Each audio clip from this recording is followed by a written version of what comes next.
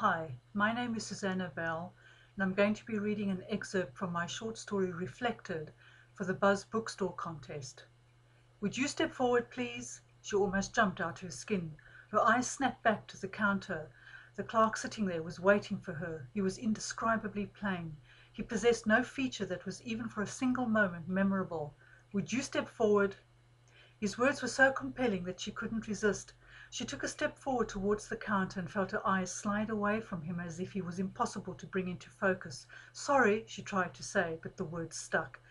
The restlessness in the hall moved up a notch. She could feel it behind her like an itch on her neck, as if someone was staring at it. What? The nondescript clerk was asking her something. Do you remember your name? Yes, of course I remember my name. What sort of question is that? My name is Jennifer Reed. The clerk seemed to freeze. His eyes were on a computer screen and he appeared to blink at it, but his eyes didn't move. He was so zoned out that it was almost as if he wasn't there. Shall I spell that for you? Asked Jennifer. She leaned forward. The high-edged counter cut into her chest. It was white plastic, she saw, but very old and worn. There were greyish-brown patches where countless other hands had clutched at the flat surface. The clerk didn't respond. His fingers were held in a fixed position, like claws, over an old-fashioned keyboard, one with letters she didn't recognize. Could you tell me where I am? Jennifer tried again. You can go through, said the clerk. His sudden animation made her jump, his eyes fixed on her like black bullet holes. You can go through now. Unease swept over her. His words, uttered in a flat, friendly way, were utterly compelling. Every part of her wanted to obey. She had no reason to resist. She felt the old man behind her bore his eyes into her back, as if to hurry her through. She wanted to go through, she was sure of it, but the whisper in the hall was increasing. You can go through now, she heard the clerk say again, but with less insistence. She stepped out of the line. The old man, crippled and gnarled, hurried forward in short, swift steps that didn't lift his feet from the floor. She could hear his slippers shuffling, and then he stopped. He and the clerk spoke a few words, and then he was gone. He had gone through.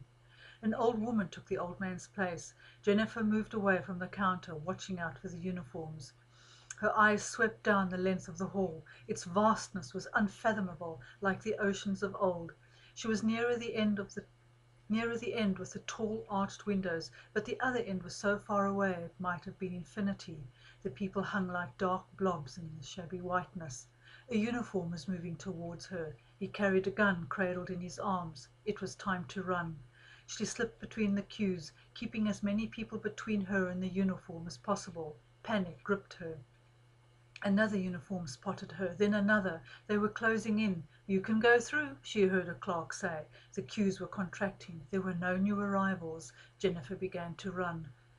The windows were the only visible way out the hall, so she ran towards them, weaving through the queues. Beneath her, through the soles of her shoes, she felt the floor begin to vibrate, a low, insistent noise that was utterly inexplicable. A frantic whisper rose up in the hall. Everyone was frightened. The clerks were working more quickly, without checking details or status.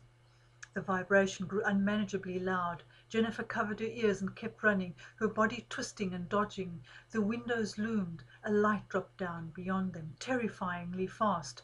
And then they shattered. Jennifer screamed. Glass flew at her. Instinctively she covered her face, expecting at any moment to be pierced 1,000 times. She fell, and in the sudden silence could hear the glass tinkling around her. It sounded like small bells. The terrible vibration had stopped. There was no pain. Puzzled, she pulled her arms from her face and watched shards of glass rain down around her in exquisite slow motion, each shard glittering like diamond. She watched the glass fall, and as they fell they passed through her as if she wasn't there. She looked up, but the light outside was too intense. She closed her eyes, a figure on its knees, bathed in a light too bright to be real, and in the silence she heard the small bells ring. Thank you.